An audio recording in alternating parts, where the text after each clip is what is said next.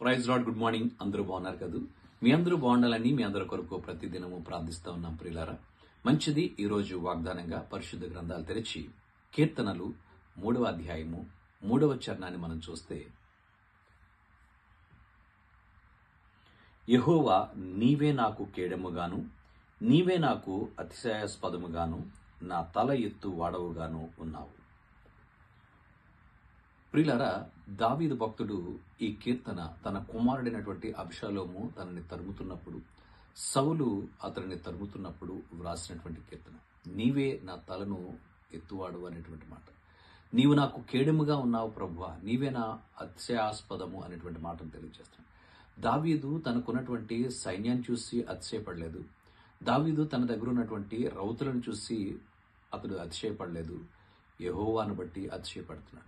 నీవే నా అతిశయము, నా అతిశయానికి ఆస్పదము నీవే అనేటువంటి మాటను తెలియజేస్తున్నాడు. నీవే నా కేడము, నాకున్నటువంటి బలగము, నాకున్నటువంటి ఈ యొక్క రౌతులు, నాకున్నటువంటి సైన్యము, నా దగ్గర ఉన్నటువంటి సైన్యాధ్యక్షులు కాదు, కానీ దేవుని మీద అనుకున్నాడు. ఒకవేళ అదే ప్లేస్లో మనం ఉంటే, మనకున్నటువంటి సైన్యాధ్యక్షులను బట్టి, మనకున్నటువంటి రౌతులను బట్టి, మనకున్నటువంటి గుర్రాలను బట్టి, మనకున్నటువంటి యుద్ధ నేర్పరితనాన్ని బట్టి విర్రవీగే వాళ్ళమేమో.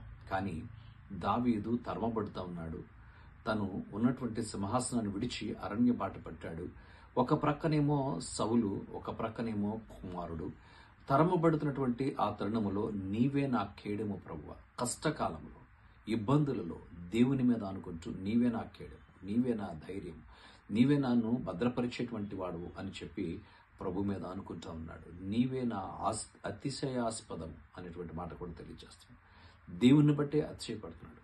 యెహోవా నామము బట్టి అతడు ఆనందిస్తూ ఉన్నాడు.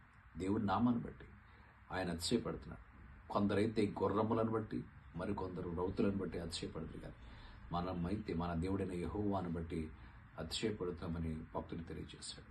దేవుని నామమును బట్టి, ఆయన ఉన్నతమైనటువంటి నామాన్ని బట్టి ఆయనను ముందుగా పెట్టుకున్నాడు. ప్రభువా నీవే నా దిక్కు, నీవే నా కేడెము, నీవే నా అండ, నీవే నా కొండ అని ప్రభువు మీద అనుకుని దేవునికి తను అప్పగించుకున్నాడు.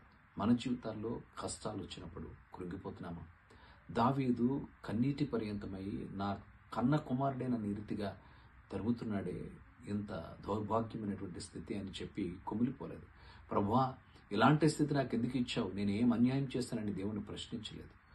దేవుని మీద అనుకుంటా అన్నాడు నీవే నా అతిశయాస్పదం, నీవే నా కేడెము, నీవే నా రక్షణ శృంగము అనేటువంటి మాటలు భక్తులు తెలియజేస్తున్నాడు. దీన్ని బట్టి నేను ఆనందిస్తున్నాను. దేవుని మీద అనుకున్నటువంటి అనుభవాలు మన జీవితంలో ఉన్నప్పుడు, మన ప్రతి దైనందిక జీవితంలో ప్రభువును మనకు కేడముగా, మనకు అతిశయాస్పదంగా మనం ఉంచినప్పుడు ఆయన మన జీవితాలని బలపరిచి, దృఢపరిచి నడిపించేవాడు.